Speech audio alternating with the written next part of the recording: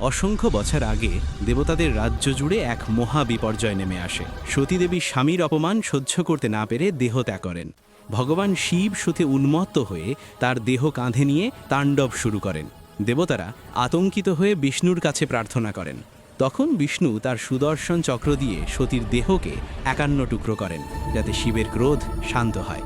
সেই টুকরোগুলোর একটি সতীর যোনি অংশ পড়ে আসামের নীলাচল পর্বতে। সেই স্থানেই দেবী কামাখ্যা রূপে প্রকাশিত হন। এখানে দেবীকে পূজা করা হয় সৃষ্টিশক্তির প্রতীক হিসেবে, মাতৃত্ব আর নারী শক্তির মহিমায়।